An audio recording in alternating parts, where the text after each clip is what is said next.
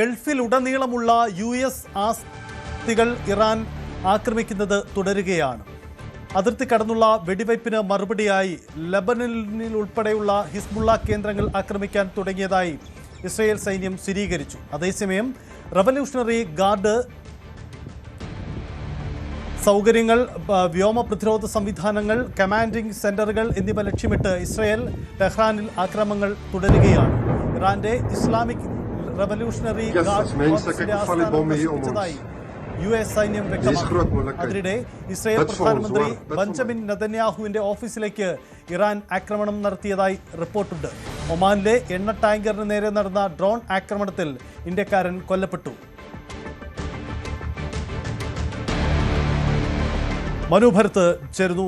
മനു, എന്താണ് ഇപ്പോഴത്തെ സാഹചര്യം? ഇറാൻ തിരിച്ചടിക്കുന്നു, അതേസമയം ഇറാന്റെ ഇടക്കാല ഭരണാധികാരിയെ പോലും വധിച്ചതായുള്ള റിപ്പോർട്ടുകളും പുറത്തുവരും. സജിത്ത്, ഇന്നത്തെ ദിവസം, മൂന്നാമത്തെ ദിവസം വളരെ സങ്കീർണവും ആശയക്കുഴപ്പവും ഉണ്ടാക്കുന്ന തരത്തിലുള്ള വിവരങ്ങളാണ് പുറത്തു വന്നത്. അതിൽ ഒന്നാമത്തേത് ഇറാനിലെ താൽക്കാലിക പരമോന്നത നേതാവ് അലിറാസ് അറാഫിയുടെ മരണം എന്നത് ചില സമൂഹ മാധ്യമങ്ങളിൽ വന്നു. അദ്ദേഹം കൊല്ലപ്പെട്ടു എന്ന തരത്തിലുള്ള വാർത്തകൾ പ്രചരിച്ചു. പക്ഷേ ഇതിനൊന്നും തന്നെ ഔദ്യോഗിക സ്ഥിരീകരണം ഉണ്ടായിട്ടില്ല.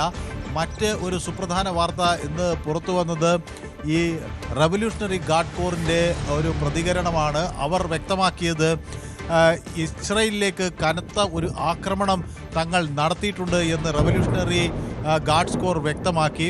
അത് ട്രൂ പ്രോമിസ് ഫോർ ഓപ്പറേഷൻസ് എന്ന ഒരു ഓപ്പറേഷനാണ് നടത്തിയത്. 10th wave of true promise ഓപ്പറേഷനാണ് അവർ നടത്തിയത്. അത് ഈ ടെൽ അവീവിലെ ഗവൺമെൻറ് കോംപ്ലക്സിലേക്കാണ് ഈ ആക്രമണം നടത്തിയത് എന്നവർ വ്യക്തമാക്കിയിരുന്നു. ആ ആക്രമണത്തിനോടൊപ്പം ഈ ജെറുസലേമിലെ ഈസ്റ്റ് അൽ ഖുദ്സിലും ഒരു ആക്രമണം നടത്തിയെന്നവർ വ്യക്തമാക്കിയിരുന്നു. അപ്പോൾ ഇതിൽ ആണ് ഈ ടെൽ അവീവിലെ ഗവൺമെൻറ് കോംപ്ലക്സ് എന്ന് പറയുന്നത്. ഇറാനിയൻ ആക്രമണം നടന്ന ഈ പ്രദേശം ഇസ്രായേൽ പ്രധാനമന്ത്രി ബെന്യാമിൻ നെതന്യാഹുവിൻ്റെ ആസ്ഥാനമാണ്. അവിടെ ബെന്യാമിൻ നെതന്യാഹു ഉണ്ടായിരുന്നു എന്ന കാര്യത്തിൽ ഒരു വ്യക്തതയില്ല.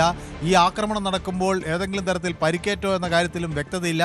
പക്ഷേ അങ്ങോട്ടേക്ക് തങ്ങൾ ഒരു ആക്രമണം നടത്തി എന്ന് ഇറാൻ വ്യക്തമായി അവകാശപ്പെടുകയാണ്. അതിന് അവർ ഒരു മിസൈൽ സംവിധാനം ഉപയോഗിച്ചു എന്ന് പറയുന്നു. അത് ഈ ഖൈബർ ഷേഖാൻ എന്ന ഒരു മിസൈൽ ആണ്.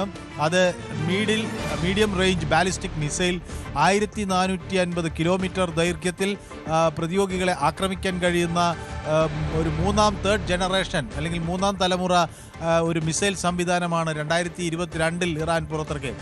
അപ്പോൾ ഇങ്ങനെ ഒരു വ്യാപക ആക്രമണം നടന്നു എന്ന ഒരു വിവരം IRGC പുറത്തുവിടുന്നു. അത് പക്ഷേ നെതന്യാഹുവിൻ്റെ നിലവിലെ സാഹചര്യം എന്ത് എന്നത് വ്യക്തമല്ല.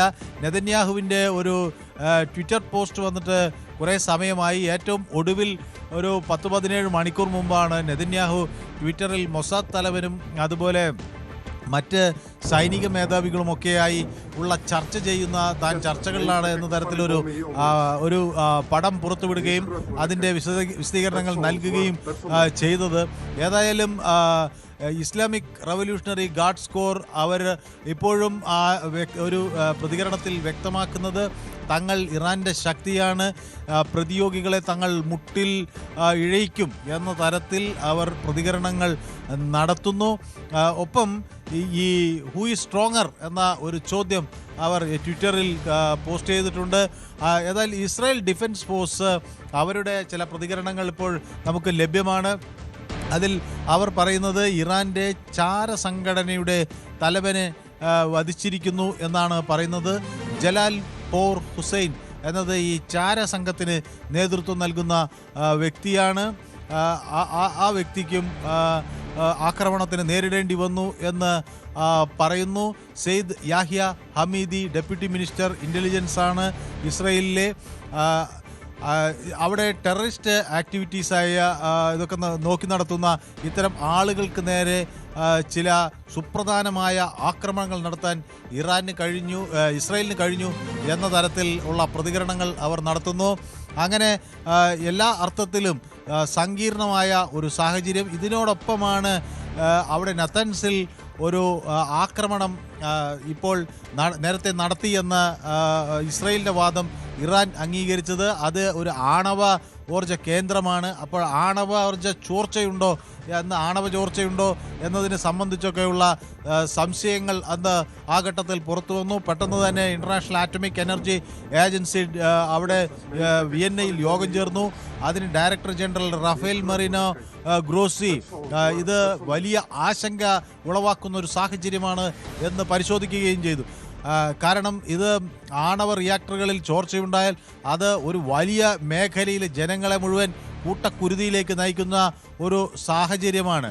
അത് ആ പ്രദേശത്ത് ഒരു റേഡിയോളജിക്കൽ മെറ്റീരിയൽ ഉണ്ടാവുക എന്നത്, ഒരു റേഡിയേഷൻ ഇമ്പാക്റ്റ് ഉണ്ടാകുക എന്നത് വരാനിരിക്കുന്ന തലമുറയെ പോലും ബാധിക്കുന്ന ഒരു സാഹചര്യമാണ്. അപ്പോൾ റേഡിയോളജിക്കൽ റിലീസ് ഉണ്ടോ എന്നതൊരു സംശയം അങ്ങനെ ഉണ്ടായിരുന്നു. പക്ഷേ അത് ഇന്നത്തെ ഒരു സാഹചര്യം അതീവ ഗൗരവതരം എന്ന് തന്നെയാണ് ഇൻ്റർനാഷണൽ ആറ്റോമിക് എനർജി ഏജൻസിയുടെ director general Rafael Mariano Grossi വ്യക്തമാക്കുന്നത്. അപ്പോൾ അദ്ദേഹം പറയുന്നു, അദ്ദേഹം നൽകിയൊരു സന്ദേശത്തിൽ വ്യക്തമാക്കുന്നു, we cannot rule out a possible radiological release with serious consequences including the necessity to evacuate areas as large and larger than a major city എന്ന് പറയുമ്പോൾ അത് വലിയ ഒരു വലിയ നഗരത്തെ തന്നെ മാറ്റിപ്പാർപ്പിക്കേണ്ട തരത്തിലൊക്കെയുള്ള സാഹചര്യങ്ങളുണ്ടാകും എന്ന തരത്തിലുള്ള മുന്നറിയിപ്പാണ് ഈ റേഡിയോളജിക്കൽ റിലീസ് ഉണ്ടായാൽ വരാൻ പോകുന്നത് എന്നത് അദ്ദേഹം നൽകുന്നു.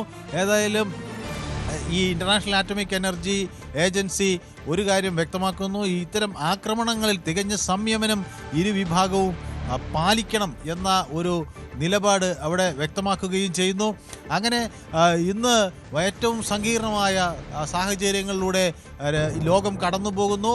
ഇറാൻ പ്രസിഡന്റ് മൗസൂദ് പെഷ്കിയാൻ അവിടെ ഒരു കാര്യം വ്യക്തമാക്കിയിട്ടുണ്ട്, ജനങ്ങളുടെ സർക്കാരാണ് തൻ്റേത്, അതുകൊണ്ട് എല്ലാ ജനങ്ങളുടെയും സുരക്ഷയും അതുപോലെ എല്ലാ ജനങ്ങളുടെ ആവശ്യങ്ങളും നടത്തിക്കൊടുക്കുന്നതിനായി സർക്കാരിൻ്റെ എല്ലാ സംവിധാനങ്ങളും മന്ത്രിമാരും വിവിധ വിഭാഗങ്ങളുടെ തലവന്മാരും എക്സിക്യൂട്ടീവ് സംവിധാനങ്ങളും എല്ലാം അവിടെ തുടർച്ചയായി പ്രവർത്തിക്കണം, ഒരു തടസ്സമില്ലാതെ ഇടതടവില്ലാതെ പ്രവർത്തിക്കണം എന്ന് അദ്ദേഹം ആഹ്വാനം നൽകിയിരിക്കുന്നു.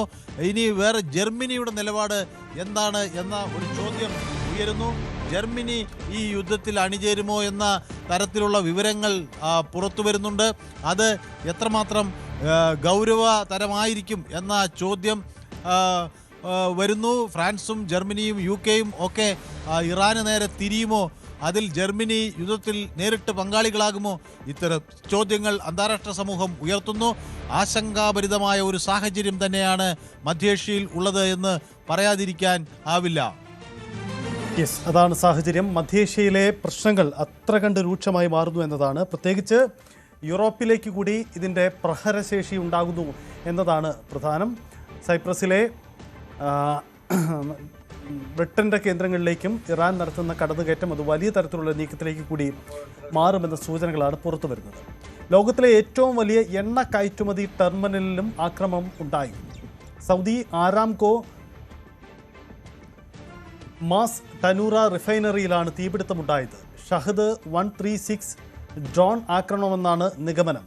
ഡ്രോണുകളെ പ്രതിരോധിച്ചെങ്കിലും അവശിഷ്ടങ്ങൾ പതിച്ചാണ് തീപിടുത്തമുണ്ടായത്. മുൻകരുതൽ നടപടിയായി സൗദി ആരാംകോ താൽക്കാലികമായി അടച്ചുപൂട്ടി. ആക്രമണത്തിൽ ആളപായമൊന്നും ഇതുവരെ റിപ്പോർട്ട് ചെയ്തിട്ടില്ല. കൂടുതൽ വാർത്തകൾക്ക് news 18 Keralam YouTube channel subscribe ചെയ്യുക.